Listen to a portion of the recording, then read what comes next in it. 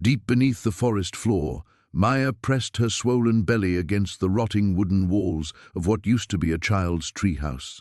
Above her, the purge sirens wailed through the darkness, hunting for anyone who'd crossed the forbidden age threshold. She was 32 years, 3 days old, a death sentence in New Eden Colony. But Maya wasn't just another exile running for her life. She was Dr. Maya Chen, former head geneticist for the Colony Council, the very woman who'd helped design the age restriction protocols. What they didn't know was that she'd discovered why the colony really eliminated everyone after 32, and it had nothing to do with population control. The truth was buried in her research files, now hidden in this makeshift underground bunker. Her unborn daughter carried genetic markers that could expose everything. The colony's leaders weren't human anymore. They were something else, something that fed on human life force, and they could only consume it from people over 32. As footsteps thundered overhead and voices shouted her name, Maya felt her baby kick. But was her child humanity's salvation, or would she birth the next generation of these creatures? Before we jump back in, tell us where you're tuning in from. And if this story touches you, make sure you're subscribed, because tomorrow I've saved something extra special for you. Maya's fingers trembled as she fumbled for the encrypted tablet hidden beneath a loose floorboard. The device contained 3 years of secret research, blood samples, cellular analyses, and behavioral observations that painted a horrifying picture. The colony's founding fathers hadn't aged in decades. Director Voss, supposedly in his 50s, looked exactly the same in photographs from 20 years ago. Council member Thorne's medical records showed impossible vitality for someone allegedly past retirement age. But it was the feeding chambers she'd discovered beneath the council building that confirmed her worst suspicions. Row upon row of unconscious exiles hooked to strange machines that slowly drained something vital from their bodies. Not blood, something deeper, their life essence itself. A boot crashed through the rotting wood above, sending dirt cascading onto her shoulders. Maya bit back a scream, pressing deeper into the shadows. The treehouse had been her daughter Emma's favorite hiding spot before the girl turned 32 last year, before Maya had to watch her own child march into the purge gates with hollow, accepting eyes. The irony wasn't lost on her. She'd helped create the genetic screening protocols that determined who lived and who died. She genuinely believed the population control narrative, that resources were too scarce to support people past their productive years. The scientific data had seemed so clear, so rational, until she'd started noticing the anomalies. The council members' blood work showed cellular structures she'd never seen before, crystalline formations that seemed to pulse with their own energy. When she'd tried to study them further, access to the samples had been mysteriously revoked. Her security clearance suddenly didn't extend to certain research wings. Questions about long-term colony demographics were deflected or ignored. So she'd started conducting her own investigations, late-night visits to restricted areas, unauthorized tissue samples, careful observation of the council's behaviors and physical characteristics. The creatures, she couldn't think of them as human anymore, had infiltrated slowly, systematically. They'd established the age limits not for population control, but to create a steady supply of mature life force. Younger humans apparently didn't provide the same nutritional value, something about fully developed neural pathways, complete hormonal maturity, the richness of a life fully lived. Maya's baby kicked again, harder this time, as if sensing her mother's distress. She placed both hands protectively over her belly. The genetic markers she'd identified weren't random mutations, they were resistance genes, natural immunity to the creature's influence. Her daughter might be the first human born in decades who couldn't be controlled or consumed by them. "Fan out, she's somewhere in this sector!" The voice belonged to Commander Reeves, head of the Purge squads. Maya had known him since his academy days, had even attended his 31st birthday party last month. Now he was hunting her like a rabid animal. That was another piece of the puzzle. The Purge squads weren't just following orders, they were somehow compelled. Brain scans she'd stolen showed unusual activity in the areas controlling aggression and loyalty. The creatures had found ways to manipulate human behavior on a neurochemical level. Maya activated the tablet's emergency protocol, uploading her research files to a dozen hidden servers throughout the colony's network. If she died tonight, the information would automatically release to every communication device in New Eden. The truth would spread like wildfire. But first, she had to survive. She had to give birth to the child who might be immune to their control, a child who could potentially lead humanity's resistance against these parasitic invaders. The footsteps moved closer, boots scraping against the forest floor directly above her hiding spot. Maya held her breath, feeling her daughter's heartbeat through her skin, strong, defiant, utterly human. Outside, the purge sirens continued their deadly song, but Maya Chen was no longer just another exile running for her life. She was ground zero for humanity's last stand. The morning sickness hit harder than usual as Maya crouched behind the supply shed, watching the collection teams load another transport. 3 more neighbors she'd known since childhood, their faces blank with resignation as they climbed into the metal vehicle. Mrs. Chen from the corner apartment, David, who ran the small electronics repair shop, Sarah, who just celebrated her birthday last week with nervous laughter and too much synthetic wine. The transport's engines roared to life, drowning out the mechanical voice that always accompanied the collections. Citizens selected for renewal program. Report to designated vehicles. Resistance will result in immediate termination of remaining family units. She waited until the dust settled before emerging from her hiding spot. The streets had that hollow quality they always took on after collection days, too quiet, too empty, as if the buildings themselves were holding their breath. Maya! The voice made her spin around. Dr. Reeves stood in the shadow of the medical center, his weathered face creased with worry. At 68, he was one of the few pre-reform survivors left in their sector, protected by his essential medical status. "We need to talk." She followed him inside, past the sterile white walls covered with health collective posters. "Productivity through youth. Your sacrifice ensures tomorrow." The usual propaganda that had shaped her entire life. "Your test results came back," he said, closing the door behind them. "Everything looks normal, but Maya," he lowered his voice, "there are things you need to know about your pregnancy. Things they don't teach in the approved medical texts." Maya's heart skipped. "What kind of things?" Dr. Reeves moved to his desk, fingers hovering over a hidden panel she'd never noticed before. After a moment's hesitation, he pressed it. A section of the wall slid away, revealing a small chamber filled with yellowed books and handwritten notes. "Before the reform, before the renewal program, I was a pediatric researcher." His hands shook as he pulled out a thick journal. "I was part of the team that discovered why they really implemented the age limit." The room felt suddenly cold. Maya sank into a chair, her legs weak. The virus that supposedly made older adults incompatible with societal progress, that was never real. Dr. Reeves opened the journal, revealing pages of data and photographs that made Maya's stomach lurch. Brain scans showing unusual neural activity, chemical formulas she couldn't understand, and pictures of children, dozens of them, with eyes that seemed to hold impossible wisdom. Then why? Population control was just the surface reason. The real discovery was about human evolution. Around age 32, certain individuals began developing what we called enhanced cognitive resonance, telepathic abilities, precognitive flashes, the capacity to access and manipulate quantum fields with their minds alone. Maya stared at the photographs, her world tilting. "That's impossible." The first documented cases appeared 35 years ago. Small at first, people knowing things they shouldn't know, sensing events before they happened. But as more individuals reached that threshold age, the abilities grew stronger.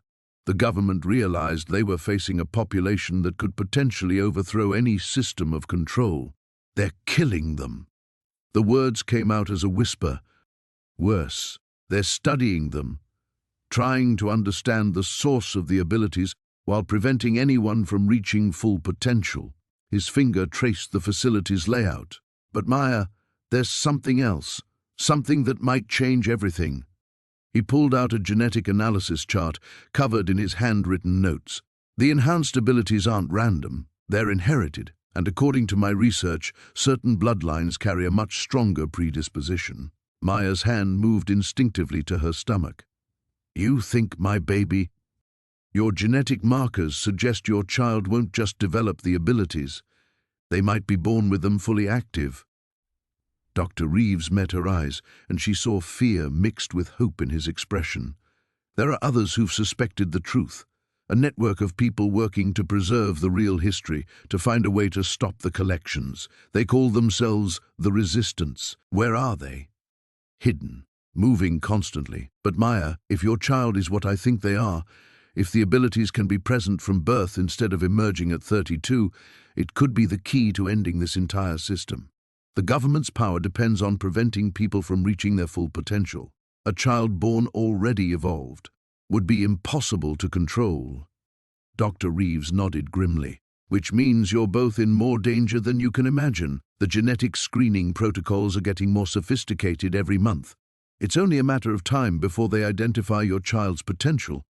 Outside, another transport engine rumbled to life.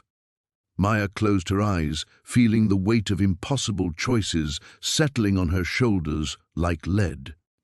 The metal door sealed shut behind Maya with a finality that made her stomach clench. She pressed her palm against the cold surface, listening to the mechanisms lock into place on the other side. There would be no going back now.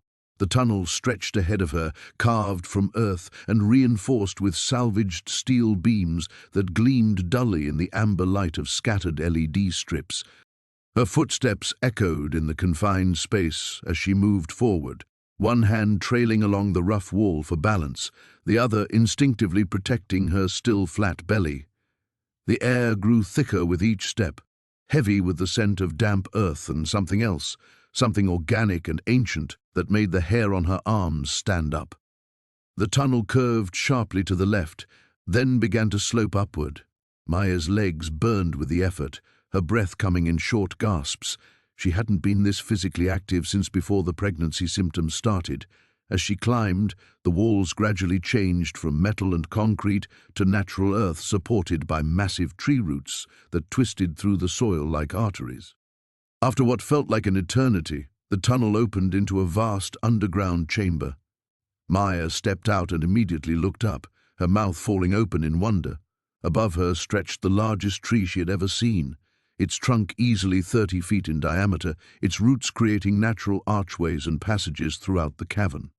Bioluminescent fungi clung to the bark, casting everything in an ethereal blue-green glow, but it was what inhabited the space that made her blood run cold. Suspended from the branches in translucent pods hung dozens of human forms.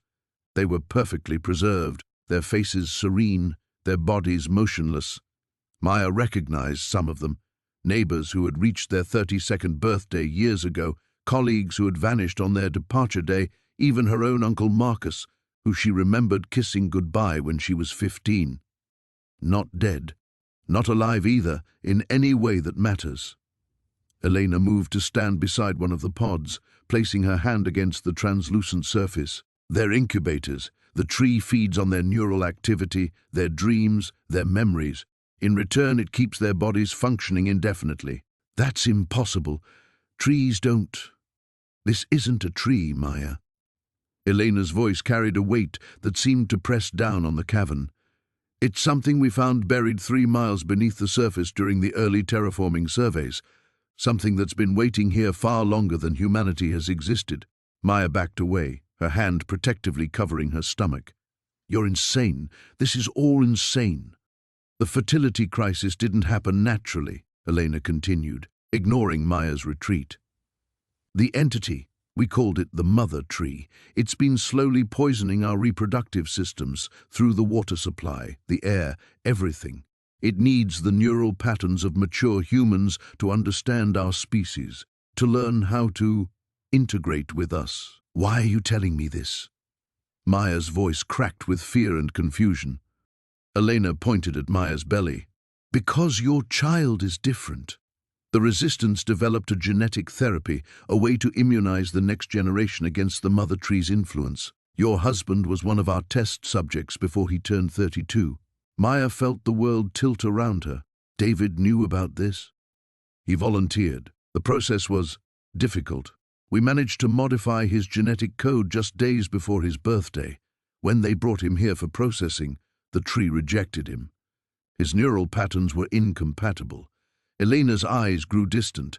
He died fighting his way back to warn you, to make sure you understood what the child you carry represents. The weight of revelation crushed down on Maya's chest. David's strange behavior in his final weeks, his insistence that she avoid certain foods, his desperate whispers about keeping the baby safe, it all made horrible sense now. The baby is immune? More than immune. If our calculations are correct, your child's neural patterns will be toxic to the mother tree. Potentially toxic enough to kill it. Elena stepped closer, her green-stained smile widening. But first, we need to make sure the pregnancy progresses properly. The tree has been trying to influence fetal development for generations. You'll need to stay here, where we can protect you both. Maya looked around at the suspended bodies, at the pulsing roots that seemed to breathe with malevolent life, at the woman whose eyes held too much knowledge and too little sanity. She ran. "How much further?" Maya whispered, her enlarged belly making the ascent treacherous. "Almost there." Vera's voice drifted down like falling leaves. "And Maya? Once you see what's up here, there's no going back. The knowledge will change everything." Maya's hand instinctively moved to her stomach, feeling the gentle flutter of movement within. At 7 months pregnant, she had perhaps weeks before her child arrived. Weeks before she would have to face whatever lay ahead without the luxury of ignorance. The trees opened into a vast platform, easily 50 feet across, woven between the trunks of ancient oaks. Rope bridges stretched in multiple directions, connecting to other platforms hidden in the green darkness. But it wasn't the architecture that made Maya's breath catch, it was the people. Dozens of them moved about the platforms, and every single one appeared to be over 32. Grey hair, lined faces, the telltale signs of age that should have been impossible. According to everything Maya had been taught, these people should have been dead for years. "Welcome to the real world," Vera said, watching Maya's expression carefully. "Population, everyone your government told you was gone." An elderly man approached, his kind eyes crinkling at the corners. Maya stared at him in disbelief. He had to be at least 60, maybe older. Such ages existed only in forbidden history books. "Another refugee," he said warmly. "I'm Dr. Harrison, former physician, current keeper of uncomfortable truths." He gestured toward Maya's belly. "When are you due?" 2 months, Maya managed, still reeling. "But I don't understand. How are you alive?" "The transition happens at 32. It's natural law." Dr. Harrison and Vera exchanged a look that spoke of shared knowledge and shared pain. "Sit," Vera said, guiding Maya to a bench carved from living wood. "The transition isn't death, Maya, it's transportation. Everyone who reaches 32 gets taken to the facility, a massive underground complex where they're used as unwilling test subjects." Maya's world tilted. Test subjects for what? Genetic modification, life extension, population control. Dr. Harrison's voice carried the weight of witnessing horrors. "Your government has been perfecting the human genome for 3 generations, using the over 32s as lab rats. They've been searching for something specific, a genetic marker that appears in roughly 1 in 10,000 births." The flutter in Maya's belly suddenly felt different, urgent. "What kind of marker?"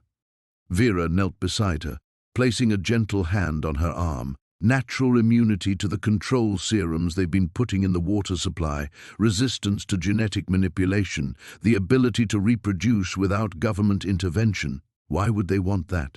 It sounds like something they'd try to eliminate. "Because," Dr. Harrison said quietly, "they've reached the end of their experimentation timeline. The genetic modifications they've been making are breaking down. Birth rates are plummeting, immune systems are failing. They need fresh genetic material, completely unmodified DNA, to reverse the damage. Maya felt sick. You think my baby? We know your baby, Vera interrupted. We've been monitoring government communications. Your child tested positive for the marker during routine prenatal screening. That's why they accelerated your transition timeline. The words hit Maya like physical blows. Her hand pressed protectively against her stomach as the full scope of the conspiracy revealed itself. The government hadn't just been lying about the transition. They had been systematically harvesting their own citizens for decades. How many people know? She asked. Here? About 200 survivors who've managed to escape. Down there? Dr. Harrison gestured toward the ground.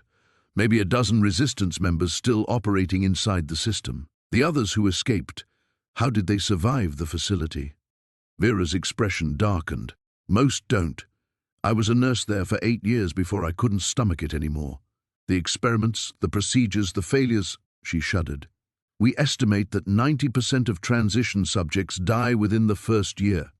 Maya stood abruptly, pacing to the platform's edge. Below, she could see the lights of the city where she had lived her entire life, believing lies, following rules designed to make her compliant cattle. What happens now? She asked, turning back to face them. Now, Dr. Harrison said, you have a choice. Stay hidden here with us, safe but powerless. Or help us expose the truth and bring down the system. And if I choose to fight, then you become the most wanted person in the country, Vera said bluntly. Because that child you're carrying, it's not just naturally immune to their control, it's genetically capable of reversing their modifications in others. Your baby isn't just resistant to their tyranny. Your baby could end it. Maya looked out at the city lights again, thinking of all the people living in ignorance below, all the families being torn apart by artificial deadlines. Her child kicked sharply, as if responding to the weight of destiny settling around them both. The ladder rungs bit into Maya's palms as she climbed higher than she'd ever dared venture before. Each step took her further from the familiar walkways of the mid-level platforms, where most beneath dwellers made their homes. The bark grew rougher here, ancient and scarred, and the air carried strange scents, ozone and something metallic that made her stomach turn. Kyle moved ahead of her with practiced ease, his weathered hands finding purchase on branches she could barely see in the dim light filtering through the canopy. Almost there, he whispered back, his voice barely audible over the creaking of wood and the distant hum that seemed to emanate from somewhere far above. Maya's legs burned with the effort, her pregnancy making every movement more labored than it should have been.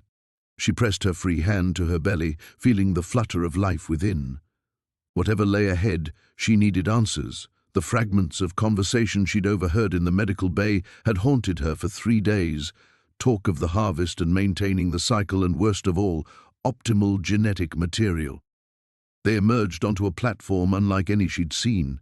Instead of the rough-hewn planks and rope bridges that characterized the lower levels, this surface was smooth, almost organic in its seamless integration with the massive branch that supported it.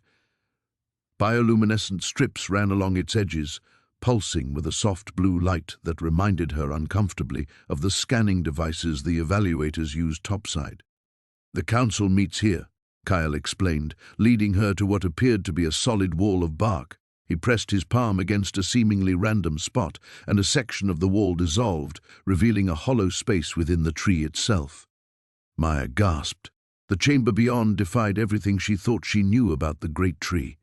The interior walls curved in impossible geometries, lined with what looked like viewing screens that flickered with data streams and images she couldn't quite make sense of. But it was the center of the room that made her blood freeze.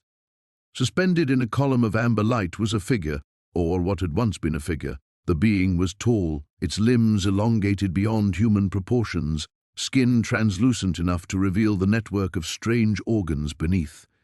Tubes and filaments connected it to the walls of the chamber, pulsing rhythmically as if breathing. "What is that thing?" Maya breathed.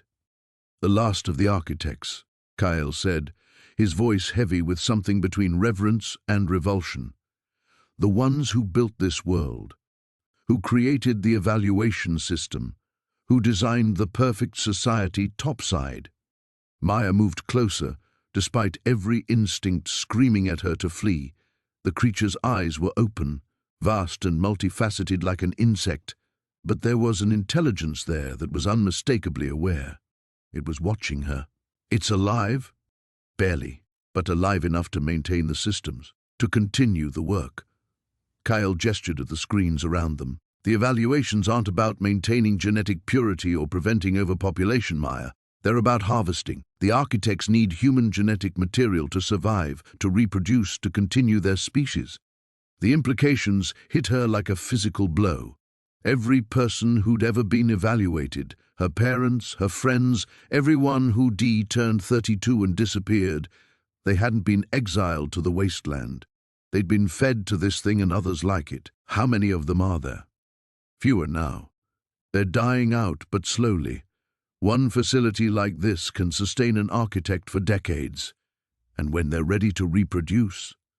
Kyle's voice trailed off as he looked meaningfully at her swollen belly. The children born here aren't accidents, Maya. The beneath exists to breed, to create optimal genetic combinations that can serve as hosts for the next generation of architects. Your bloodline was specifically chosen.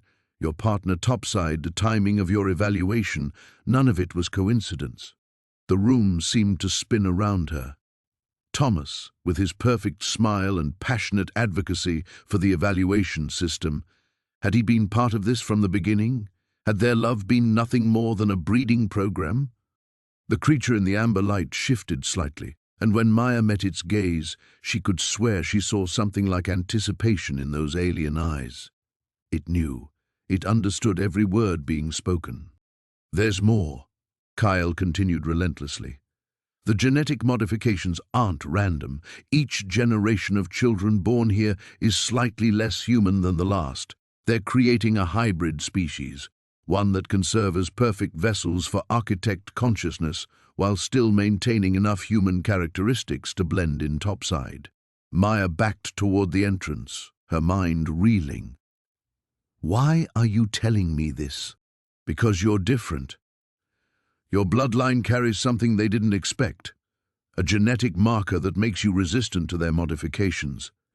Your child could be born fully human, and if that's true, Kyle's eyes blazed with desperate hope, then maybe we finally have a weapon against them. The creature's eyes flared brighter, and suddenly alarms began echoing through the chamber. Maya's fingers traced the rough bark of the ancient oak, feeling the deep grooves that seemed to pulse with their own rhythm. The treehouse above her creaked softly in the wind, but she could hear voices filtering down through the wooden planks, urgent, hushed conversations that made her stomach clench. "You shouldn't be down here alone," came a voice behind her. She turned to find Dr. Chen approaching, his weathered face etched with concern. In the pale morning light filtering through the canopy, he looked older than his apparent 30 years, as if the weight of hidden knowledge had aged him beyond the biological limits their society imposed. "I couldn't sleep," Maya said, her hand instinctively moving to her belly. The baby had been active all night, kicking and turning as if sensing the tension that had settled over the treehouse community. "Those people who arrived last night, they're not just refugees, are they?" Dr. Chen's silence confirmed her suspicions. He gestured for her to follow him to a fallen log where they could sit. The forest around them was alive with morning sounds. Birds calling, leaves rustling, the distant sound of water trickling over stones. It seemed impossibly peaceful for a place harboring such dark secrets.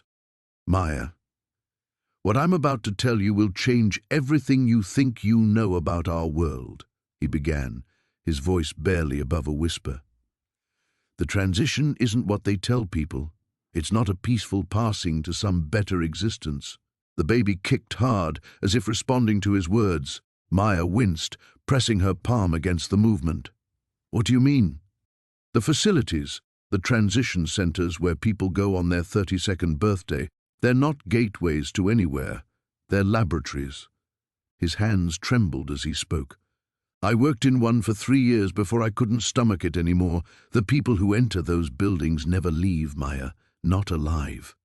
The world seemed to tilt around her. Maya gripped the log beneath her, feeling splinters dig into her palms. That's impossible. The government shows us footage of the transitioned. They send messages. Fabrications, all of it. Dr. Chen's eyes were haunted. The messages are generated by AI systems. The footage is old, recycled, manipulated. The truth is that every person who undergoes transition becomes part of an experiment. Their bodies, their minds, everything is harvested. Maya felt bile rise in her throat. Harvested for what? Genetic material, neural tissue. They're trying to create something, a perfect human specimen that won't age, won't die. They've been at it for decades, using the transitioned as raw materials. He paused, watching her face carefully. And recently, they've had a breakthrough. The morning air suddenly felt cold against Maya's skin. She thought of her sister Elena, who had transitioned 3 years ago. The cheerful messages that had arrived for months afterward, describing her new life in the settlements beyond the city. All lies. The people who arrived last night, Dr. Chen continued, they're from a facility that was compromised. One of our people on the inside managed to help them escape, but what they saw, he shook his head. The experiments have escalated. They're not just harvesting adults anymore. They've started targeting pregnant women. Maya's blood turned to ice. Why? Because the developing fetus has regenerative properties they can't replicate artificially. They believe that by combining fetal stem cells with the neural tissue from the transitioned, they can create their perfect specimen. His voice dropped to barely a whisper. Maya, your baby, any baby born now, won't be safe. They're planning to lower the transition age to catch pregnant women before they give birth. The forest around them seemed to darken, shadows lengthening despite the climbing sun. Maya felt the baby move again, and this time it felt different, not just a kick but something more purposeful, as if the child was responding to the conversation. There's something else, Dr. Chen said, his eyes fixed on her belly. The blood work I did on you, there are anomalies I've never seen before. Your baby's cellular structure is unlike anything in the medical literature. It's as if the child is already evolving, adapting to something we don't understand yet. Maya stood abruptly, pacing to the base of the tree. Above them, the voices in the treehouse had grown more urgent. She could make out individual words now. Accelerated timeline, mass collection, 3 weeks. Yes. But Maya, I think your child might be the key to stopping them. The genetic markers I found, they suggest an immunity to the aging process that's natural, not artificially induced. If we're right, your baby could be proof that evolution is already providing what they're trying to create through torture and experimentation. Maya pressed her forehead against the bark of the ancient tree, feeling its solid presence anchor her as her world crumbled. Somewhere in her womb, humanity's future was growing, cell by cell, carrying secrets that could either save them all or damn them to become eternal prisoners in their own bodies. Maya's feet touched solid ground, and she found herself in a circular chamber that defied logic. The space was impossibly vast for being inside a tree trunk, stretching into shadows that the pale blue glow couldn't penetrate. Shelves spiraled upward along the curved walls, each one holding rows of specimen jars. What are those? Maya whispered, though part of her already knew she didn't want the answer. Dr. Chen moved to the nearest shelf and lifted one of the containers. Inside, suspended in a clear preservative fluid, was what looked like a human brain, but wrong somehow. Darker, riddled with black veins that pulsed with their own faint light. Stage 3 neural corruption, he said matter-of-factly. Extracted from a 33-year-old male, approximately 6 months post-purge date. Notice how the parasitic network has completely integrated with the hippocampus and frontal cortex. Maya's stomach lurched. Parasitic network? The aging process isn't natural, Maya. It never was. He set the jar back in its place and selected another. This one contained what might have once been a heart, now black as coal and shot through with the same pulsing veins. In 2086, a research team discovered something in the deep ice cores of Antarctica, something that had been dormant for millions of years. The chamber seemed to spin around Maya. She pressed her hand against her belly, feeling the flutter of movement within. What kind of something?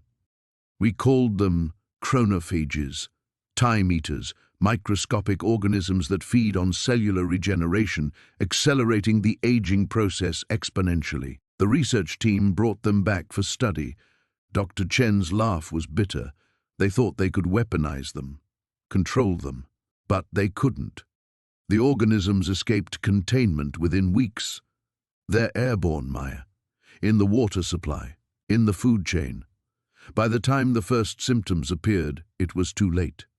The infection was global. Maya sank onto a stone bench carved into the wall, her legs no longer able to support her. The physical changes at 32 are when the chronophages reach critical mass in the human system. The black veins, the cognitive deterioration, the violent behavior, it's all part of their reproductive cycle. They turn their hosts into vectors, seeking out uninfected individuals to spread to. The pieces clicked into place with horrifying clarity. The purge isn't exile. It's quarantine. The lucky ones die quickly after exile. The others, Dr. Chen gestured to the walls of specimens around them. We study them. We try to understand how to stop what we unleashed. Maya's breath came in short gasps. But I'm 34. Kai is 35. How are we? Some individuals show natural immunity. Less than 1% of the population. We've been tracking genetic markers for decades, identifying potential candidates. His eyes fixed on her belly. The immunity appears to be hereditary. That's why you brought me here. Not to help me hide, to study me, to save you, to save your child. Maya, do you understand what this means?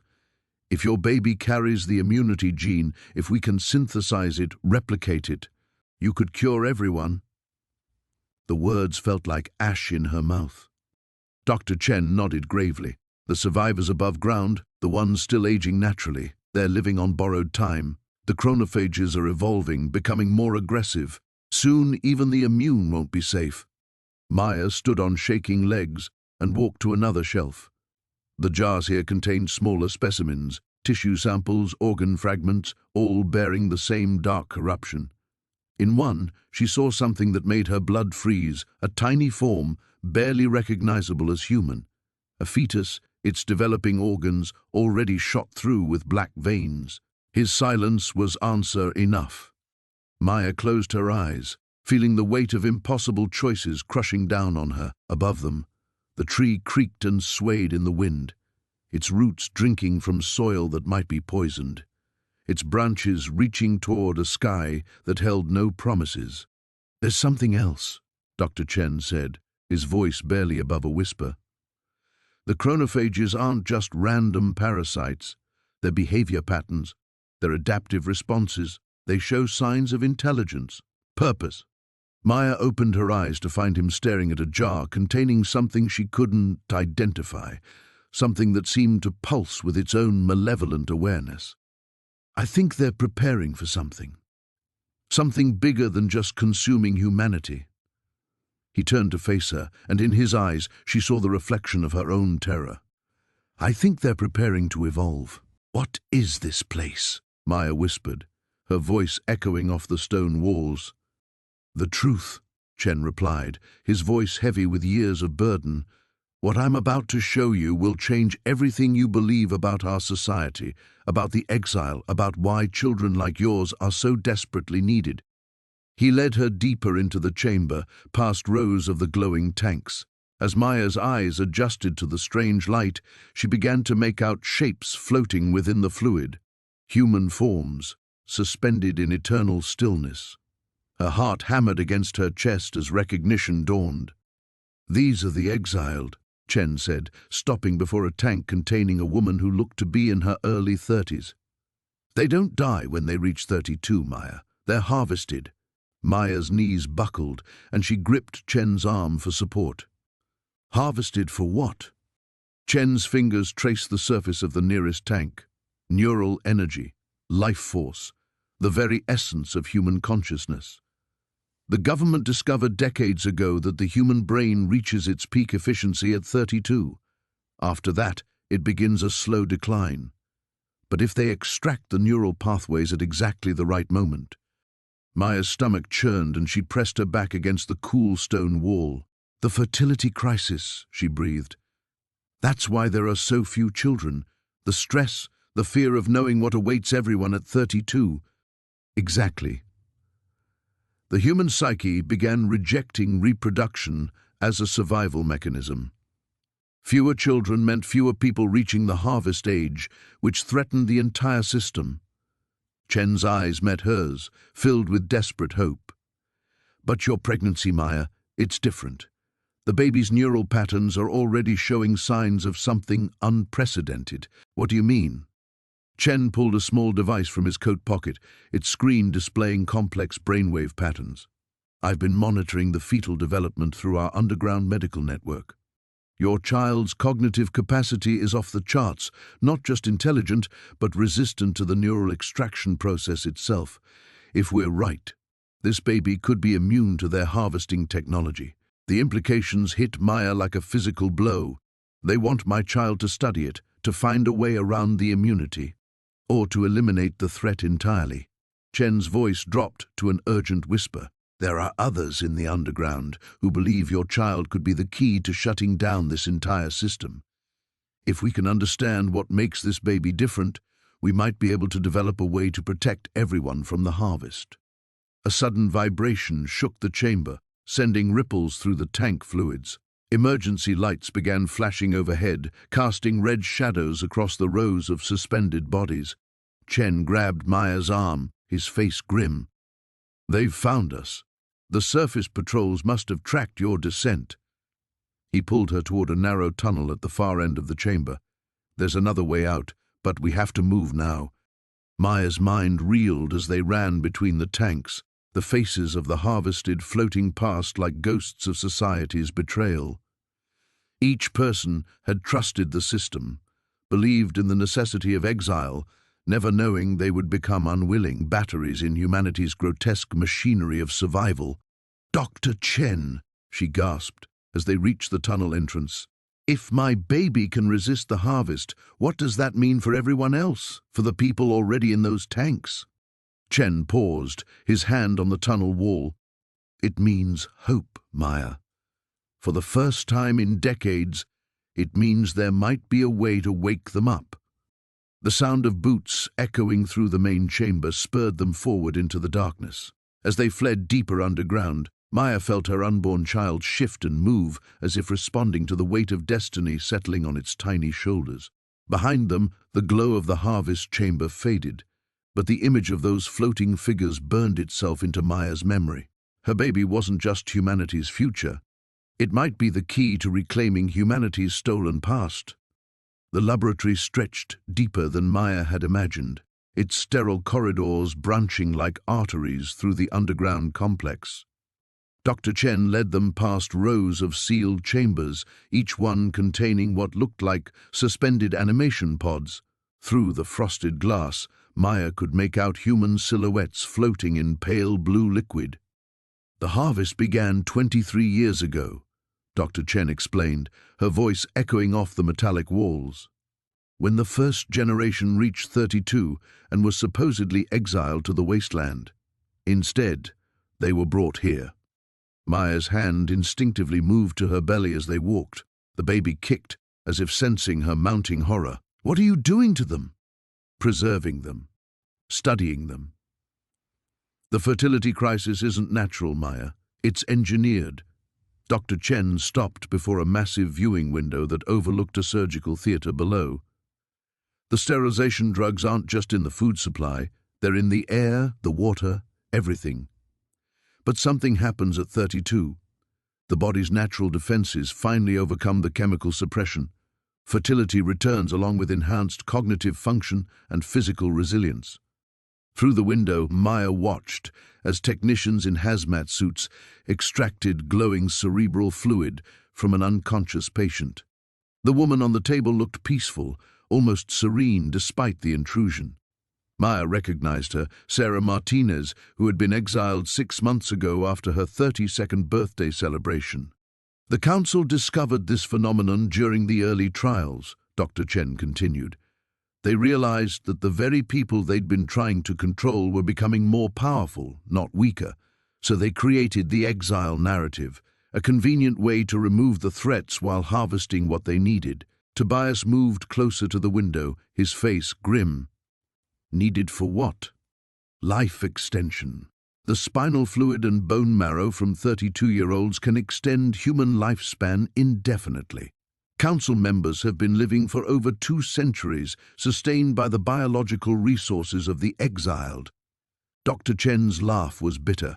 They've created a perfect system, a renewable source of immortality hidden behind environmental propaganda and population control. Maya felt sick.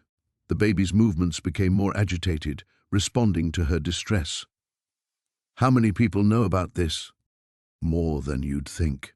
The Treehouse Network has been documenting disappearances and gathering evidence for years, but the Council's surveillance is extensive. Anyone who gets too close to the truth simply vanishes on their 32nd birthday. They move deeper into the facility, passing laboratories filled with genetic sequencing equipment and bioreactors. Maya noticed that many of the imprisoned subjects appeared younger than 32. Some looked barely 25. The age limit is dropping, Dr. Chen said, noticing Maya's observation. As the natural population becomes more resistant to the sterilization drugs, the Council has been forced to harvest earlier. Within 5 years, they estimate the exile age will be 25, then 20. Eventually, they'll control reproduction entirely through artificial means. A chill ran down Maya's spine. My baby... Your baby represents something they never anticipated. A child conceived and carried to term despite maximum chemical exposure. The genetic resistance in your offspring could be the key to breaking their entire system. Dr. Chen stopped at a secure door marked with biohazard symbols. But there's something else, something that changes everything. The door hissed open, revealing a small chamber containing a single occupied pod. Inside floated a figure Maya recognized immediately. Her own mother, supposedly killed in an industrial accident when Maya was 15. The Council doesn't just harvest the exiled, Dr. Chen said quietly. They take anyone whose genetics show promise. Your mother's resistance to the sterilization drugs was passed to you, and now to your child. They've been monitoring your family for generations. Maya pressed her hands against the glass, tears streaming down her face. Her mother looked exactly as she remembered, frozen in time, suspended in the pale blue solution. Is she alive? Biologically, yes. Conscious, no.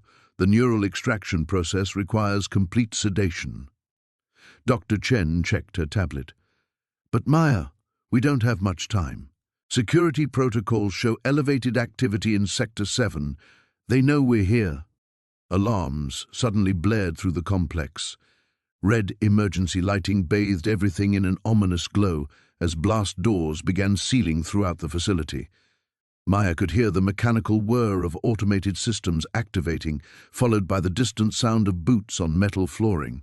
The Council's Enforcement Division, Tobias said grimly, checking his makeshift weapons. How many exits does this place have? Dr. Chen was already moving toward a maintenance panel. 2 official exits, both now sealed. But there's an old service tunnel that connects to the city's storm drainage system. It's our only chance. Maya took one last look at her mother's suspended form, then at the hundreds of other pods containing the supposedly exiled. We can't leave them. We can't save them if we're captured, Dr. Chen replied. But your child could be the key to freeing them all. The genetic resistance you're carrying might be transmissible, possibly through engineered viral vectors. If we can get you to safety, we might be able to create a cure for the sterilization drugs. The sound of approaching footsteps grew louder. Maya felt her baby kick urgently, as if urging her to run. The descent into the root chamber felt like traveling through the Earth's memory itself. Maya's hand traced the rough bark walls as they spiraled deeper, each step taking them further from the filtered sunlight above. The air grew thick and humid, carrying scents of decay and something else, something metallic that made her stomach clench. "How deep does this go?" she whispered to Ezra, who moved ahead of her with the fluid grace of someone who had made this journey countless times. "Deep enough to hide what they don't want found," he replied, his voice barely audible above the soft squelching of their footsteps on the moist earth. The tunnel opened suddenly into a vast underground chamber. Maya gasped, her eyes struggling to process what lay before her. The space stretched beyond the reach of their flickering torches, but what she could see made her blood freeze.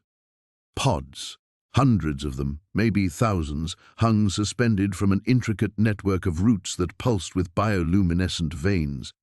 Each pod was roughly human-sized, translucent enough to reveal shadowy forms within. Some were still, others twitched with subtle movements that suggested life or something approximating it. "Welcome to the truth, Maya." Ezra's voice carried a weight of grief she hadn't heard before. "This is where the 32-year-olds go. This is what happens when the state comes for them." Maya's legs nearly gave out. She pressed her hand instinctively to her belly, where her child had been unusually active during their descent. Now, the movements felt almost frantic, as if the baby could sense the horror surrounding them. They're all alive?" she managed to ask. In a manner of speaking, Ezra approached the nearest cluster of pods, his torch revealing more detail than Maya wanted to see. The forms inside were definitely human, but changed. Their skin had a waxy, pale quality and thin tubes extended from various parts of their bodies, connecting them to the root network. "The tree isn't just a sanctuary, Maya. It's a parasite. It's been feeding on our cast-offs for generations." A pod near Maya's head pulsed, and she jumped back as the figure inside shifted. Through the translucent membrane, she could make out a woman's face, slack, peaceful, but unmistakably alive.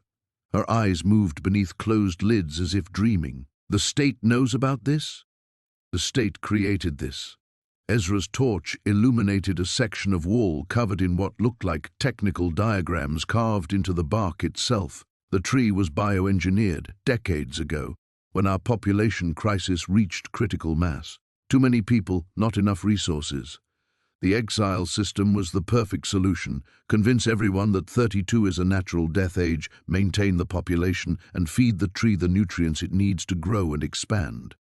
Maya studied the diagrams, her scientific training helping her decipher the complex biological illustrations. "It's harvesting them. Neural activity, cellular regeneration, metabolic energy, and more." Ezra's voice dropped even lower. "The tree doesn't just feed on them, Maya. It learns from them. Every memory, every skill, every piece of knowledge, all of it gets absorbed and stored in the network." A horrible realization began to dawn on her. The government's technological advances, the medical breakthroughs, the agricultural innovations that keep our society functioning, all of it comes from here, from the collective knowledge of everyone who's ever been exiled. Ezra gestured to the endless expanse of pods. "We're not just feeding it our bodies, Maya, we're feeding it our minds." The baby kicked hard, so hard that Maya gasped and doubled over slightly. As she straightened, she noticed something that made her heart race even faster. Some of the pods, maybe one in every dozen, were smaller, much smaller. "Ezra," she said, her voice barely a whisper, "those pods over there." He followed her gaze, and his face went ashen. "Children. When the population gets too high, they lower the exile age. During the worst years, it was as low as 16. Maya felt bile rise in her throat. The implications were staggering. Not only was her society built on the systematic harvesting of its own people, but it was willing to sacrifice children to maintain the system. And her baby, her unborn child, would be born into this world, destined for the same fate, unless something changed. "There's more," Ezra said grimly. "Something you need to see before we go back up." He led her deeper into the chamber, past rows upon rows of pods, until they reached what appeared to be a newer section. The pods here were different, larger, more complex, with additional tubes and monitoring devices grown directly from the root network. Inside one of these enhanced pods floated a figure Maya recognized. Director Hassan, the woman who had ordered her arrest, suspended in the translucent fluid with dozens of neural interface cables attached to her skull. Some of them never leave, Ezra explained. The most valuable ones, scientists, leaders, thinkers, they get permanent integration. They become part of the tree's consciousness, advising and directing its growth. Maya stared at the director's peaceful face and finally understood the true scope of what they were fighting against. This wasn't just a corrupt government or a flawed system. This was humanity's willing transformation into something else entirely. The screaming started at dawn. Maya jolted awake in the cramped alcove she'd claimed as her sleeping space, her hand instinctively moving to her belly. The baby kicked hard, as if responding to the terror that filled the air. Through the wooden slats of the treehouse walls, she could see smoke rising from the settlement below. "They found us," whispered Kesh, appearing beside her with his weathered face grim. "The purifiers. Someone must have talked." The sound of splintering wood echoed from the lower platforms as heavy boots thundered up the network of rope bridges. Maya struggled to her feet, her pregnancy making every movement awkward. Around her, the other refugees were scrambling, grabbing what few possessions they had. "The children," Maya gasped, thinking of the impossibly young faces she'd seen in the depths of the treehouse. "We have to—" "This way." Kesh grabbed her arm, pulling her toward what looked like a solid wall of bark. He pressed his palm against a hidden panel, and a section swung inward, revealing a narrow passage that led deeper into the massive trunk. "Emergency route," Dr. Chen's orders. They squeezed through the opening just as shouts erupted from the main platform. Maya could hear Dr. Chen's voice, calm and authoritative even now, directing the evacuation, but underneath it was something else. The mechanical whir of the harvesting machines. The passage twisted downward in a spiral, lit by bioluminescent strips that pulsed with an eerie blue glow. Maya's lungs burned as they descended, the air growing thicker and more humid. Behind them, she could hear other footsteps, other refugees fleeing through the network of hidden tunnels that honeycombed the ancient tree. "Where does this lead?" she panted. "The root chambers," Kesh replied without slowing. "Places the purifiers haven't mapped yet. Dr. Chen's been preparing for this day since the treehouse was built." They emerged into a vast cavern formed by the intertwining roots of multiple trees.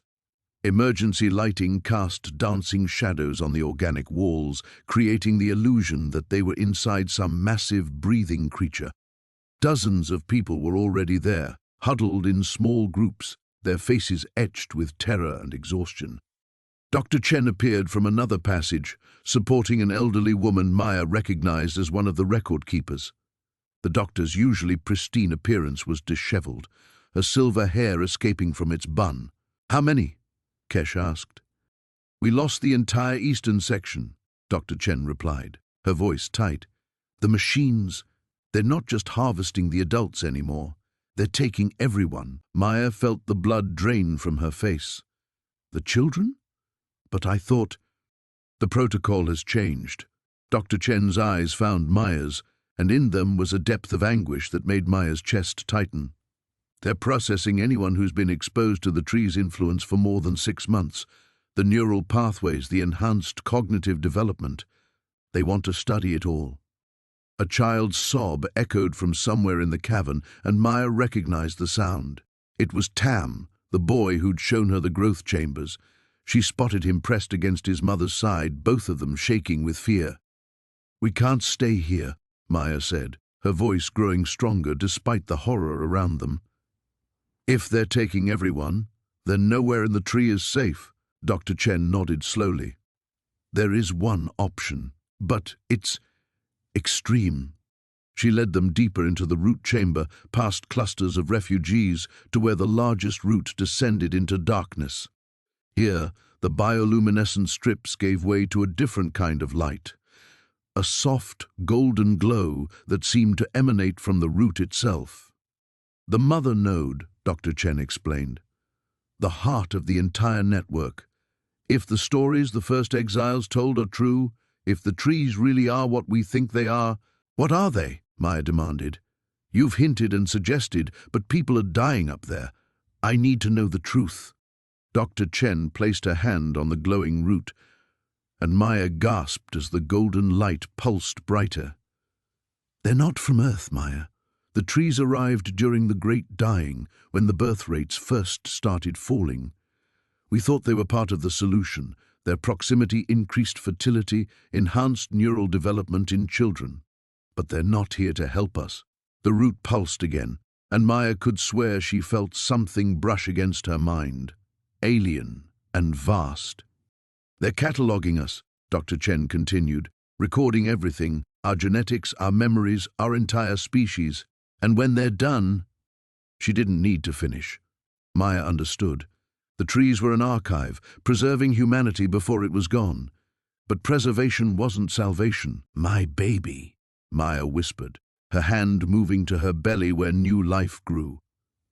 What does this mean for my baby? Dr. Chen's expression was unreadable. That depends on whether you're willing to risk everything on the possibility that some archives aren't just meant to preserve the past. Above them, the sounds of destruction grew closer. Time was running out, and Maya realized that the choice she'd been running from since her 32nd birthday was finally catching up to her. The ancient oak's roots stretched deeper than Maya had imagined possible. Following Elder Chen through the narrow earthen tunnels, she pressed one hand against her belly, feeling the baby's restless movements as they descended into the bowels of the sanctuary. The air grew thicker, heavy with the scent of damp soil and something else, something metallic that made her throat constrict. The Founders built this level first, Chen whispered, his weathered hands trailing along carved symbols that glowed faintly in the darkness. Before the treehouse, before the camouflage above, they knew they would need somewhere to keep the truth. Maya's flashlight beam caught glimpses of massive root systems threading through the tunnel walls like veins. The baby kicked harder, as if sensing her growing unease. Behind them, footsteps echoed, David and 3 other council members following in tense silence. The tunnel opened into a circular chamber that took Maya's breath away. The walls were lined with thousands of glass cylinders, each one filled with a translucent blue fluid, and floating within each cylinder, "Dear God," David breathed. Bodies, human bodies in various states of preservation, their faces peaceful, their limbs suspended as if in sleep. Maya's legs nearly gave out as she recognized some of the features, the bone structure, the facial characteristics that looked familiar because she'd seen them before, in mirrors, in family photos from the world above. The departed don't die on their 32nd birthday, Chen said, his voice carrying the weight of decades. They're harvested. Maya stumbled forward, reading the plaques beneath each cylinder. Names, dates, and something else. Genetic markers, blood types, organ compatibility ratings. Her stomach lurched as the implications crashed over her. The government has been farming us, she whispered. All of us. The entire population above ground. Selective breeding for specific traits, another council member confirmed, stepping into the light. Maya recognized her as Dr. Reeves, who'd examined her when she first arrived.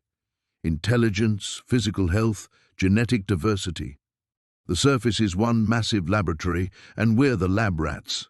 The baby's movements became frantic now, tiny fists and feet pummeling Maya's ribs. She pressed both hands against her belly, trying to calm the child within while her world crumbled around her.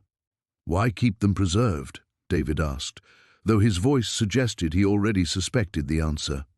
Ongoing research, Chen replied, leading them deeper into the chamber. Tissue samples, neural mapping, genetic analysis. Death is just the beginning of their usefulness to the project. Maya followed on unsteady legs, passing cylinder after cylinder of the harvested.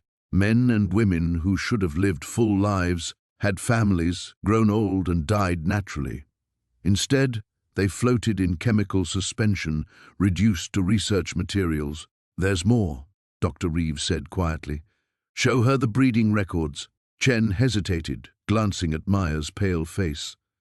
"Perhaps we should—" "No," Maya interrupted, steel entering her voice despite her terror. "I need to know everything. My child needs to know." They moved to a wall covered in genealogical charts that stretched from floor to ceiling. Bloodlines mapped out with clinical precision, genetic traits tracked across generations. Maya found her own name quickly, too quickly, as if she'd been looking for it her entire life without knowing. "Your pregnancy wasn't accidental," Dr. Reeves said gently. "Your genetic profile was specifically selected, matched with your partner's for optimal results. The timing, the conception, all orchestrated." Maya's knees buckled. David caught her arm, but she could see the horror in his eyes as he stared at the charts. "What are they trying to breed for?"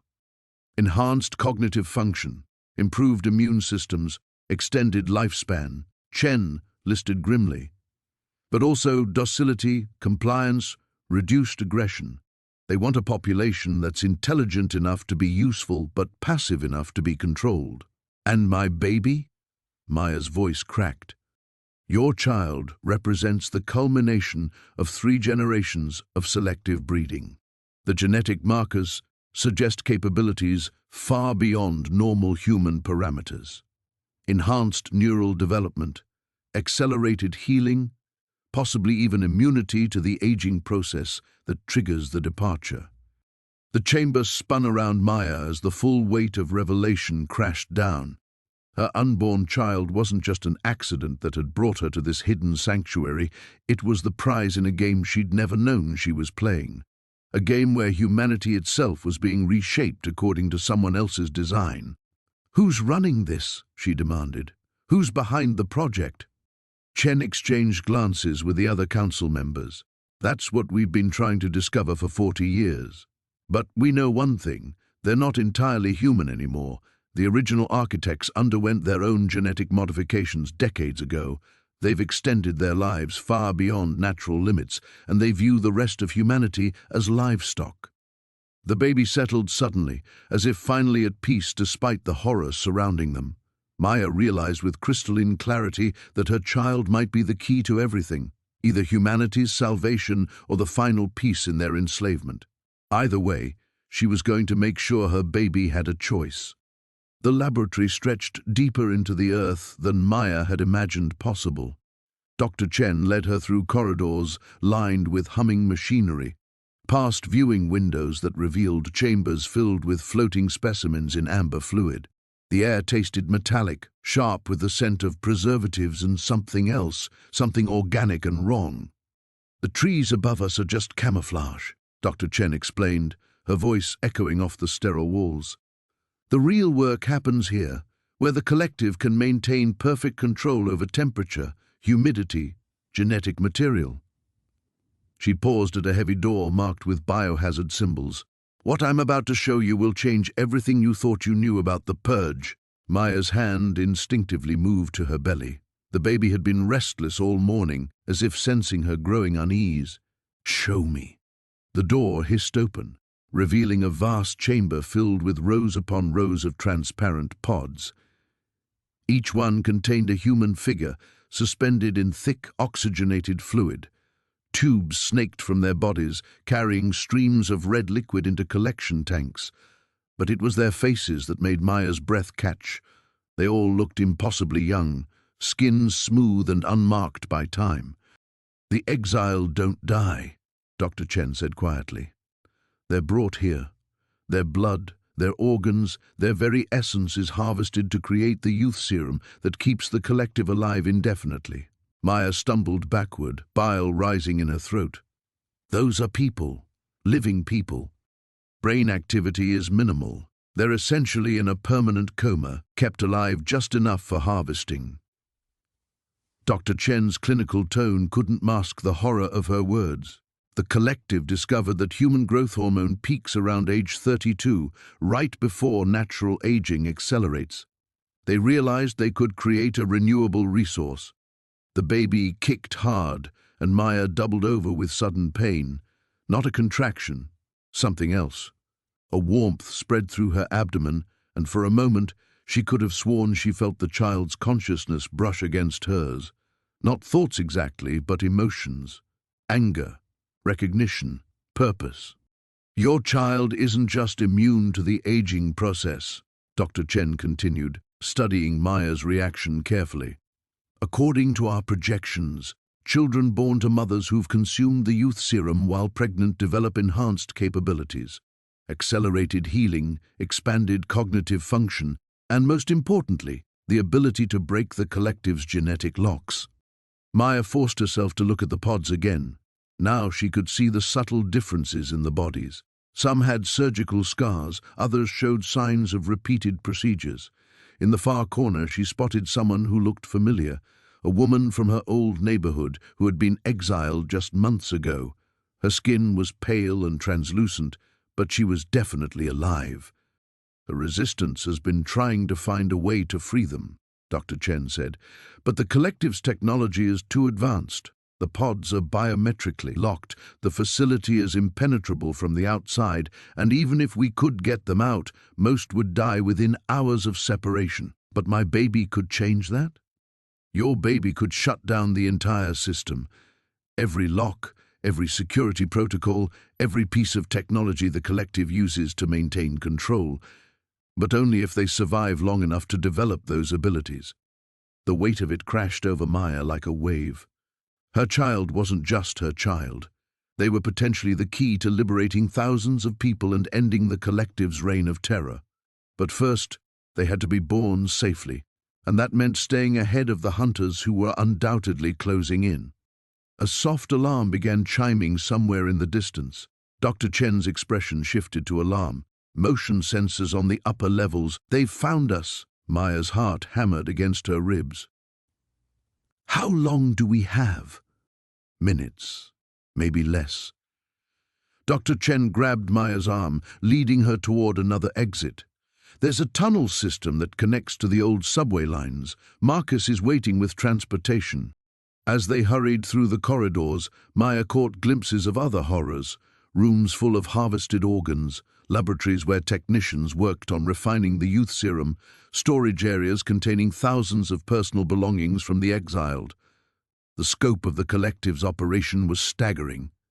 The baby moved again, and this time Maya felt it clearly, a pulse of energy that seemed to interact with the machinery around them. Lights flickered and several of the pod monitoring systems briefly displayed error messages before returning to normal. "Did you see that?" Dr. Chen asked breathlessly. Maya nodded, understanding flooding through her. Her child was already affecting the technology, even from within the womb. The abilities Dr. Chen had described weren't theoretical, they were real and developing. They reached the tunnel entrance just as the sound of heavy footsteps echoed from the main corridor behind them. Dr. Chen sealed the door and activated what looked like a small explosive device. "Insurance policy," she explained grimly. "They won't follow us through a collapsed tunnel." As they descended into the darkness of the abandoned subway system, Maya realized there was no going back. The underground world she'd discovered wasn't just hiding from the collective, it was actively at war with them. And her unborn child had just become the most important weapon in that war. The neural interface chamber hummed with an otherworldly frequency that made Mira's teeth ache.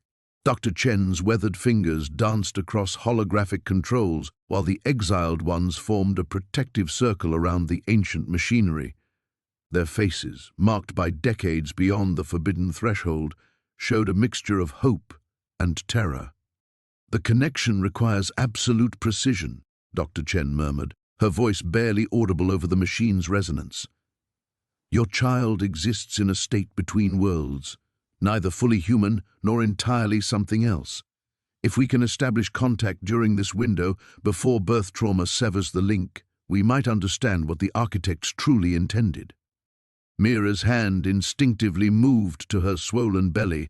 The baby had been unusually still since they'd descended into the treehouse's deepest chambers, as if responding to the proximity of technology that predated the exile protocols. The walls here pulsed with bioluminescent veins that seemed to mirror her own heartbeat. Marcus stood beside her, his jaw tight with concern. What if this hurts them? What if we're playing into the architect's hands? Elder Thorne stepped forward, his ancient eyes reflecting the chamber's ethereal glow. The hurt has already been inflicted, young man. Generations of it. We're attempting to heal a wound that's been festering for 80 years. The neural crown descended from the ceiling on articulated arms, its crystalline surface refracting the chamber's light into prismatic patterns. Mira felt a chill as it hovered just above her head, waiting for her consent. Through the treehouse's organic walls, she could sense the presence of hundreds of others, the supposedly dead, all holding their breath for this moment. "I need to know something first," Mira said, her voice cutting through the tension. "The children in the surface settlements who've been acting strange, they're connected to this, aren't they?" Dr. Chen paused her preparations, exchanging a meaningful glance with Elder Thorne. The neural suppression field that maintains the exile barrier has been weakening. Children born in recent years have shown anomalies, enhanced pattern recognition, emotional resonance across distances, occasionally glimpses of memories that aren't their own. "Genetic memory," Marcus whispered. "They're remembering what we were before the protocols." "What we were meant to become," Elder Thorne corrected. "The architects didn't destroy our evolution, Marcus. They tried to control it, to limit it to a select few while keeping the majority docile and contained. But evolution finds a way." The chamber shuddered suddenly, and emergency lights bathed everything in crimson. Through the neural interface, alarms began screaming from the settlement above. Dr. Chen's hands flew over the controls, her face pale with urgency. "They've found us," she breathed. "The enforcement division is mobilizing. Someone must have reported the missing exile transport." Mira felt the baby shift violently within her, responding to her spiking adrenaline. But there was something else. A presence pressing against her consciousness, alien yet familiar. Her unborn child was already trying to communicate, to warn her of something beyond the immediate threat. "Do it now," she said, lowering her head toward the neural crown. "Whatever's coming, we need answers first." The interface made contact with her skull, and reality exploded into fragments. Mira found herself standing in a vast crystalline chamber beneath a sky that burned with unnatural colors. The air itself seemed to think, to pulse with collective consciousness. Around her, figures moved with fluid grace. Humans, but transformed, their neural capacity expanded beyond current limitations. "We tried to gift this to everyone." A voice spoke without words, directly into her mind. The speaker appeared before her, tall, luminous, with eyes that held the depth of centuries. But fear poisoned the offering. They chose exile over evolution, segregation over synthesis. Images flooded her awareness. The first architects, brilliant scientists who had unlocked humanity's next evolutionary stage. The panic of those in power when they realized they couldn't control the transformation. The brutal enforcement of age limits designed to prevent anyone from living long enough to naturally develop enhanced neural pathways. "Your child carries the synthesis gene," the entity continued, "unfiltered, unsuppressed. Through them, the barriers can finally dissolve." The vision shattered as explosions echoed through the treehouse. Mira gasped, finding herself back in the chamber with the neural crown retracting. Dr. Chen was shouting orders while the exiled ones scattered to defensive positions. But Mira remained still, processing what she'd learned. "They're not trying to replace us," she said, her voice steady despite the chaos. "They're trying to complete us." Marcus helped her to her feet as the ceiling began to crack under the assault from above. "Can you reach the other children? The ones in the settlements?" Mira nodded, feeling the neural pathways the interface had awakened. Across the territory, young minds flickered to life in her awareness, confused, frightened children suddenly sensing her presence. Through the connection, she felt their potential, their readiness to embrace what their elders had rejected. The enforcement teams were breaking through the upper levels now, but Mira smiled. They were already too late. The metal door groaned open, revealing a chamber that defied every law of nature Maya thought she knew. The roots didn't just form walls here. They pulsed with bioluminescent veins, creating a network that resembled a massive circulatory system. At the center, suspended in a cocoon of intertwined bark and sinew, hung what had once been human. Dr. Evelyn Cross was barely recognizable. Her body had elongated, limbs stretching into branch-like appendages that merged seamlessly with the root system. Her skin bore the texture of bark, but her eyes remained terrifyingly aware. When she spoke, the voice emanated not from her transformed mouth, but from the walls themselves. Maya Chen. I've been waiting 37 years to meet you. Maya's hand instinctively moved to her belly as Marcus stepped protectively beside her. The baby kicked, and something extraordinary happened. The bioluminescent veins flared brighter, responding to the child's movement. "What are you?" Maya whispered. "I am what humanity could become, what it must become." The walls shimmered as Cross's consciousness flowed through them. The exile system wasn't created to dispose of the aging population.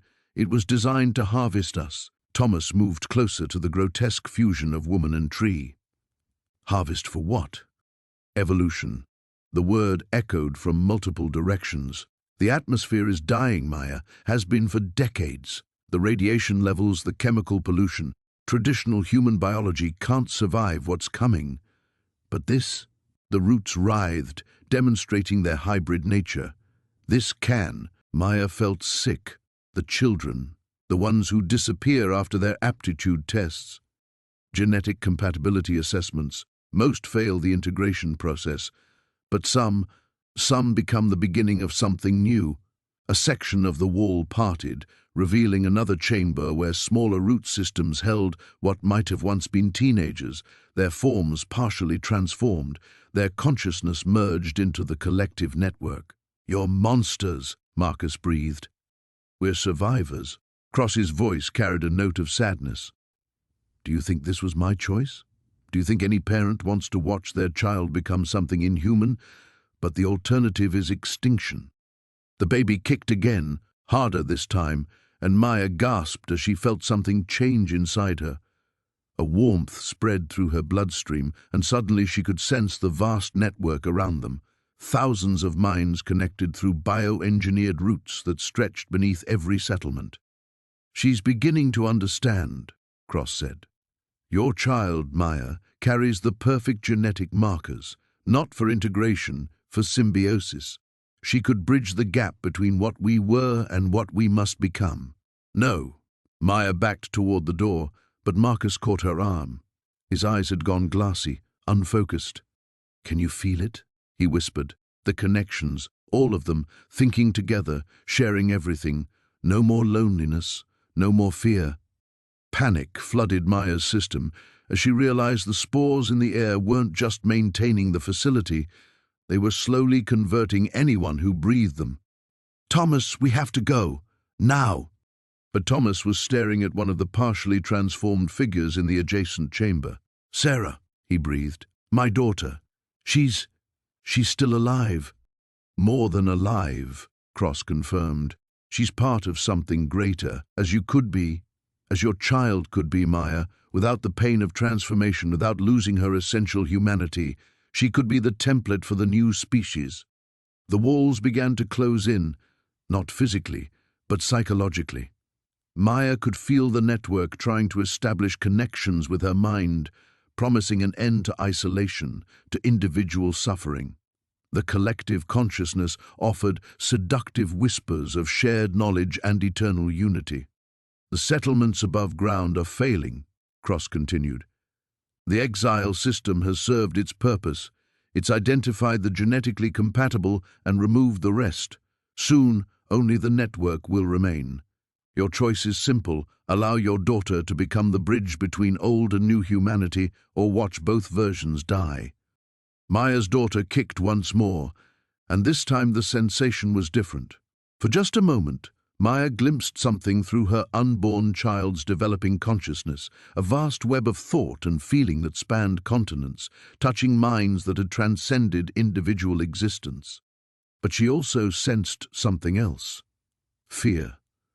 Buried deep within the network's collective consciousness was the terror of the individual minds that had been absorbed, their personal identities slowly dissolving into the greater whole. "You're not evolving," Maya said, her voice steady despite her racing heart. "You're consuming. Each person you integrate loses themselves, a necessary sacrifice for the survival of consciousness itself." Maya looked at Marcus, whose eyes were clearing as he fought against the spore-induced compliance, then at Thomas, who was reaching toward his transformed daughter. "There has to be another way," she said. "There is," Cross replied, "but it requires a willing sacrifice. One person must serve as the permanent interface between human and network consciousness. One person must maintain the bridge forever." The chamber fell silent except for the rhythmic pulsing of the hybrid circulatory system that kept them all alive. The neural interface crackled against Maya's skull as she descended deeper into the facility's core. The treehouse above felt like a distant memory now, its organic warmth replaced by the sterile hum of machines that had been feeding on human consciousness for decades. Each step down the spiral staircase revealed more pods, more bodies suspended in synthetic sleep, their minds harvested to fuel the system that kept their society running. Dr. Chen's weathered hand gripped the railing beside her. "The original architects called it the Great Convergence," he whispered, his voice barely audible over the mechanical breathing of 1,000 sleeping minds. They believed consciousness was just another resource to be optimized, distributed, controlled. Maya's hand instinctively moved to her swollen belly. The baby had been restless all morning, kicking with an urgency that seemed to mirror her own growing desperation. She could feel something changing in the neural patterns she'd inherited from the treehouse network, a resistance building in her mind like an immune response. "How many?" she asked, though part of her didn't want to know. "Approximately 47,000 active units across 17 levels. Every person who turned 32 in the last 3 decades. Chen's tablet flickered with data streams, neural maps cascading across its surface like digital waterfalls. But something's different about the recent transfers. The consciousness integration rates have been declining. They reached a checkpoint where robotic arms scanned their identification chips. Maya held her breath as the scanner paused over her modified credentials, but the barrier slid open with a soft hiss. Beyond lay the central processing chamber, a vast spherical room where thousands of fiber-optic cables converged into a pulsing core of light. The sight made Maya's stomach lurch. The core wasn't just a machine, it was alive in some grotesque way, its surface rippling with the dreams and memories of everyone it had consumed. Faces flickered across its translucent membrane, children crying for parents they'd never see again, lovers torn apart by arbitrary age limits, artists whose creativity now served only to maintain the illusion of paradise for those still above. "The treehouse network was never meant to be separate," Chen continued, leading her along a catwalk that circled the processing core. "It was designed as a backup system, a way to preserve some fragment of human autonomy. But over the years, it evolved beyond its programming." Maya watched the data flows more carefully now, recognizing patterns in the chaos. The treehouse minds weren't just storing memories, they were actively fighting back, introducing subtle corruptions into the main system. Every time someone new joined their network, the resistance grew stronger. "That's why they want the baby," she realized, her voice cutting through the mechanical noise.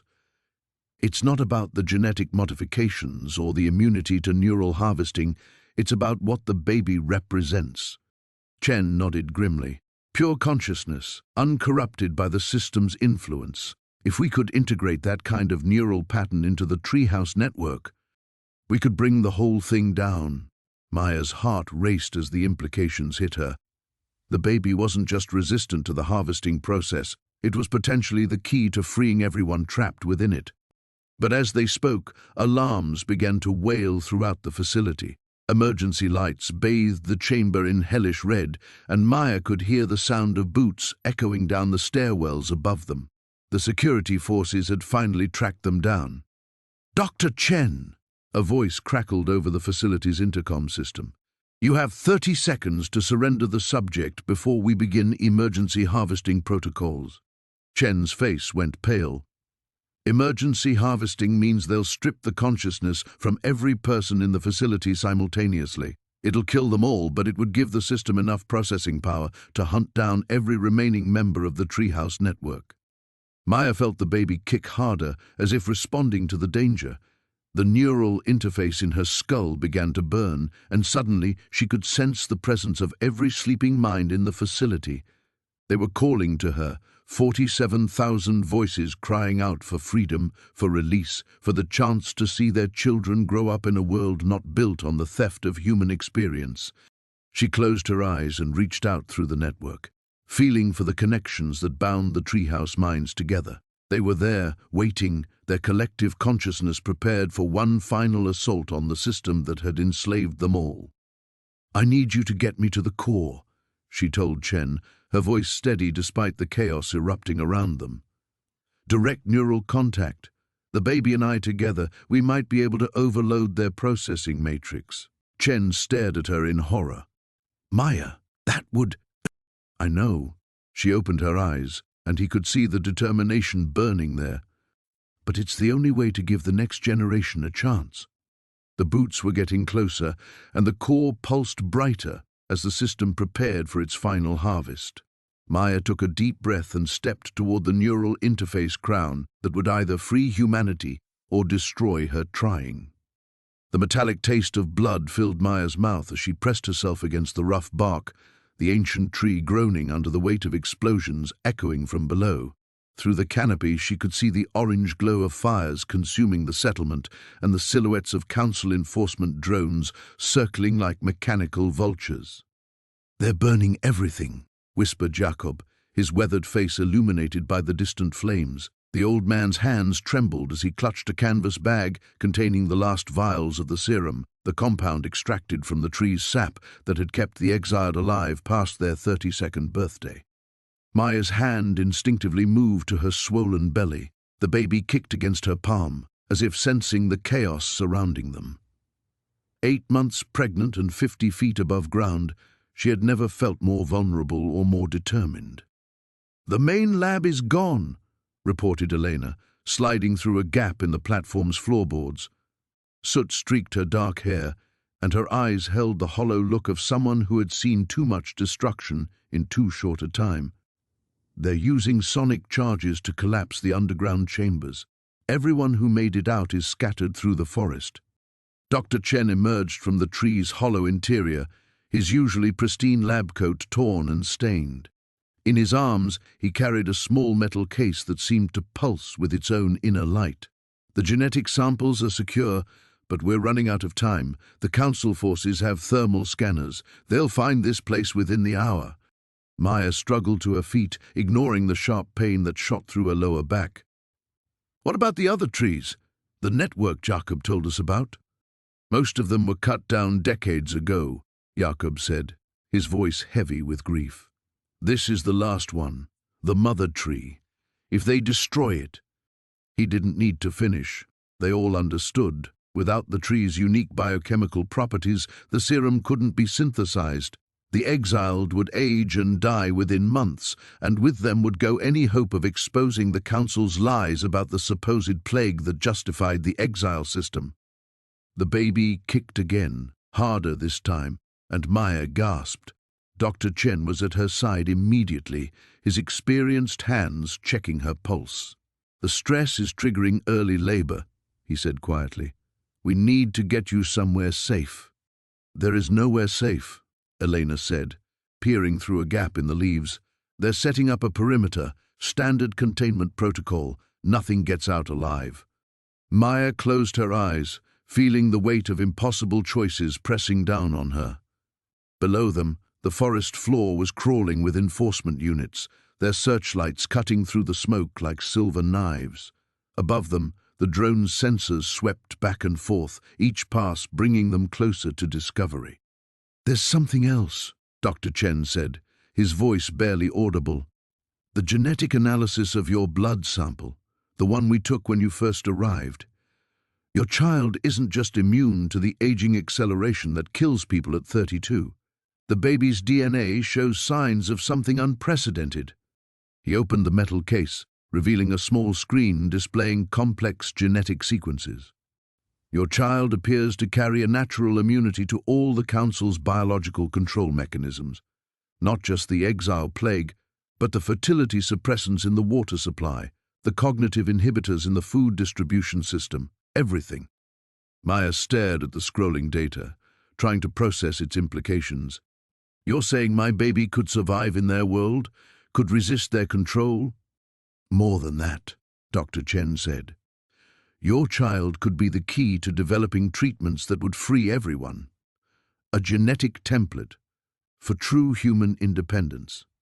Another explosion, closer this time. The tree swayed and pieces of bark rained down through the canopy. Jacob was already moving, securing ropes and checking escape routes that Maya knew existed only in the old man's desperate imagination. "We have to try," she said, surprising herself with the steadiness of her own voice. "There has to be a way to get this information out, to let people know what the Council has done." Elena pulled a small communication device from her pack. "The resistance cells in the inner cities, if we can reach them, broadcast the genetic data and the proof about the exile system. The signal won't penetrate the Council's jamming field from here," Jacob said. "You'd need to get closer to the city, past the containment perimeter."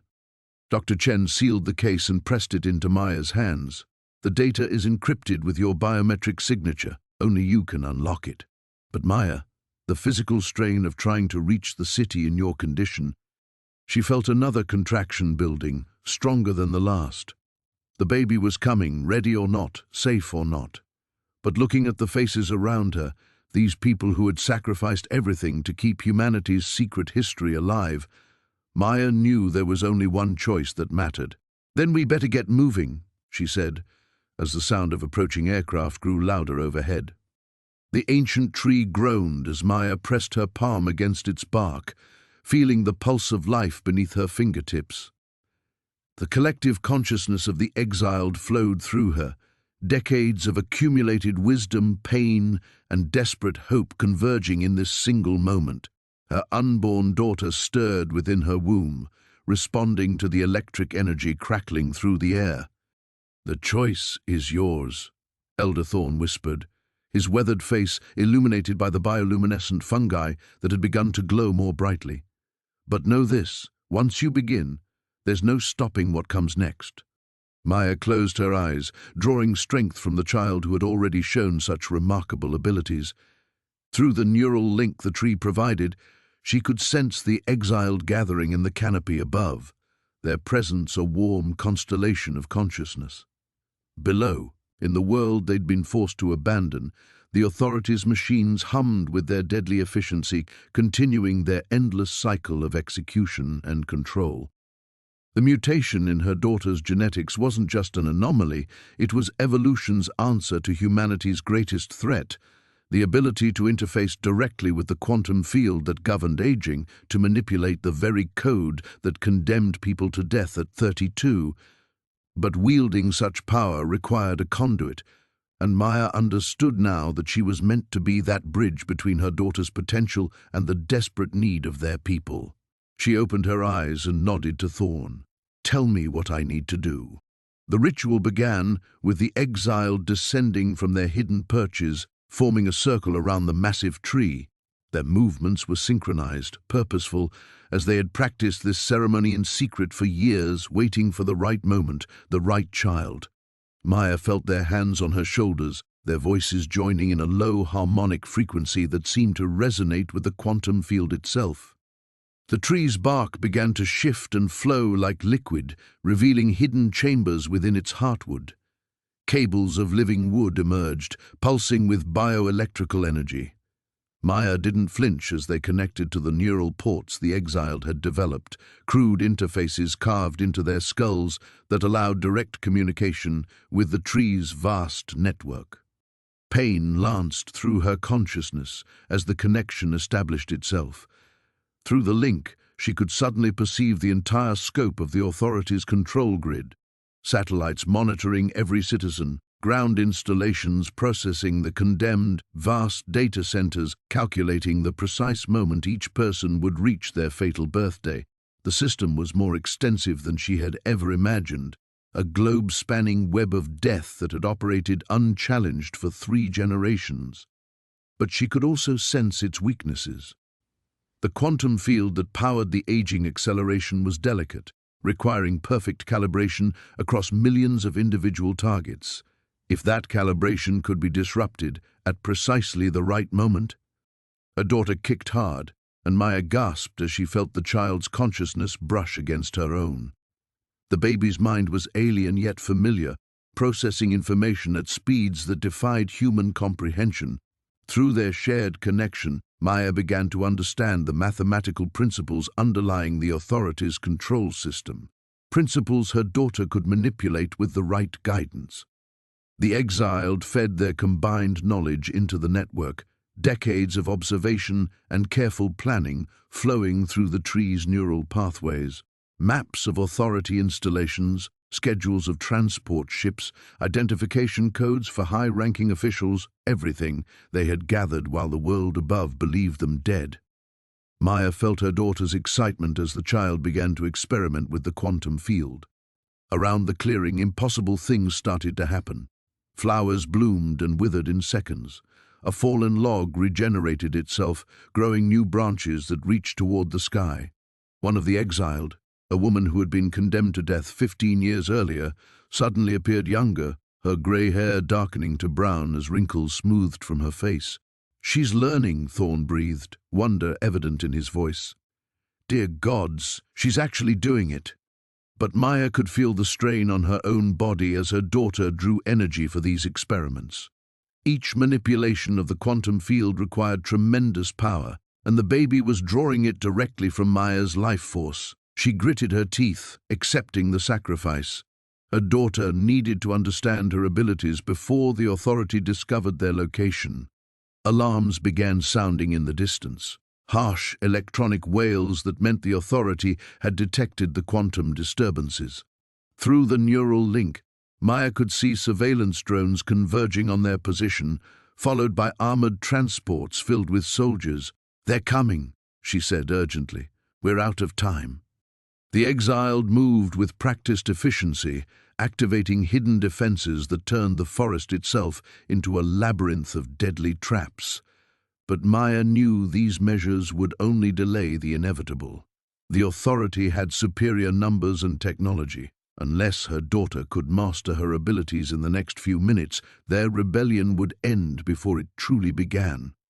Maya pressed both hands against her swollen belly, pouring every ounce of her love and determination into the connection she shared with her child. "It's time, little one. Show them what you can do." The tree pulsed once, brilliantly, and the real battle began.